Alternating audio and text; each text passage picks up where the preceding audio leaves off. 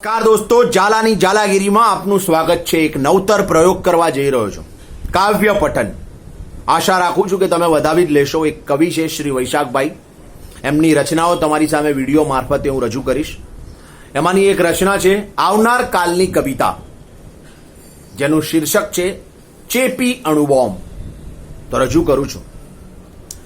આશ્ચર્ય ના લાગે તો એક વાત કહું, આપણે વિશ્વના કોઈ પણ દુશ્મન દેશથી જરાય ડરવાની જરૂર નથી, કારણ કે સૌથી મોટો અણુબોમ્બ તો શાંતિદૂત હિન્દુસ્તાન પાસે જ છે. એટલે વીકેન્ડમાં સ્ટેચ્યુ ઓફ યુનિટીના વેલી ઓફ ફ્લાવર્સમાં બેઠા બેઠા મન કી બાત પર મોજથી મનન કરો. સ્ટાર પ્લસની મેકઅપના એક્સ્ટ્રા ડોઝ વાળી કોઈ પણ સિરિયલ સિરિયસલી જોતા જોતા ઘોર ઊંઘમાં ઊંઘતા રહો, કેમ કે સૌથી મોટો અણુબોમ્બ શાંતિદૂત હિન્દુસ્તાન પાસે જ છે.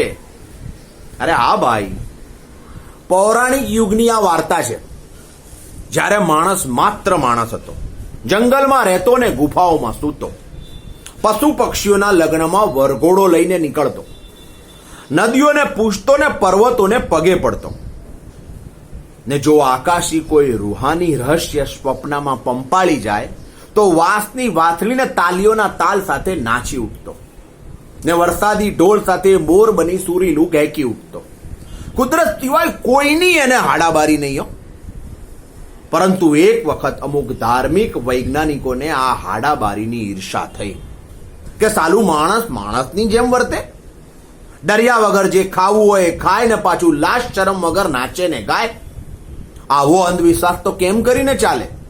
એટલે સનાતન યુગના આ મહાન ધાર્મિક વૈજ્ઞાનિકોએ વીજળી વેગે તપસ્યાની રિસર્ચ લેબમાં જઈ મોટા પથ્થરમાંથી નાના નાના ચેપી અણુબોમ્બની શોધ કરી, જેમાં હોમ હવન અને યજ્ઞ નામની અલૌકિક ચિપ ફિટ કરી, ભૂત ભવિષ્ય અને વર્તમાનનું ટાઈમર પણ સેટ કર્યું, ને ગૂઢ પ્રચાર નામનું એવું ગુંગળ ફૂક્યું કે જેટલી વાર આ ચેપી અણુબોમ્બ ફાટે એટલી વાર એનું કદ કદાવર થતું રહે.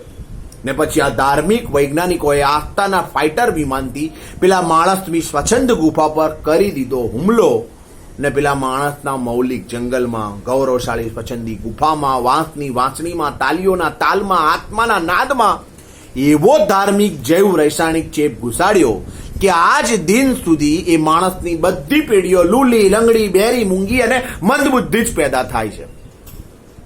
ને પેલા અણુબોમ્બની અણધારી ખાસિયત પણ એવી કે માણસની વસ્તીના જેટલા ભાગલા પડે એમ એ બોમ્બની વસ્તી ધાર્મિક અણુઓના કટ્ટર પથ્થરની જેમ વિસ્તરતી રહે. ક્યાંક રોડના ડિવાઈડરની વચમાં, તો ક્યાંક ટ્રાફિક સર્કલના ચોકમાં, ક્યાંક જાહેર શૌચાલયની બાજુમાં, તો ક્યાંક દારૂના પીઠાની પીઠને અડીને, તો ક્યાંક ક્રિકેટના મેદાનમાં, તો ક્યાંક ટીવીની લાઇટ ડિબેટમાં, તો ક્યાંક ગામથી શહેરના સિવિલાઇઝેશનમાં, તો ક્યાંક ગલ્લાની બીડી સિગરેટના ધુમાડામાં, તો ક્યાંક સોશિયલ મીડિયાના દરેક નેટવર્કમાં, અરે ચૂંટણીઓના એક્ઝિટ પોલમાં, આપણા બધાની સભાનતાના અંધારા અજવાશમાં. એટલે આશ્ચર્ય ના લાગે તો એક વાત કહું, આપણે કોઈ દુશ્મન દેશથી ડરવાની જરૂર નથી, કેમ કે આ ધાર્મિક વૈજ્ઞાનિકોએ છેક પૌરાણિક યુગથી જ માણસમાંથી માણસને નીચોવી લીધો છે, મંદિરને મસ્જિદ નામના ચેપી અણુબોમ્બની શોધ કરીને.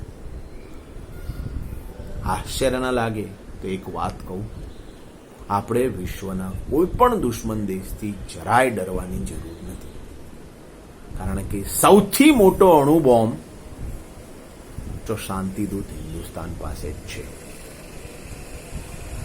આશા રાખું છું કે તમને આ કાવ્ય ગમ્યું હશે.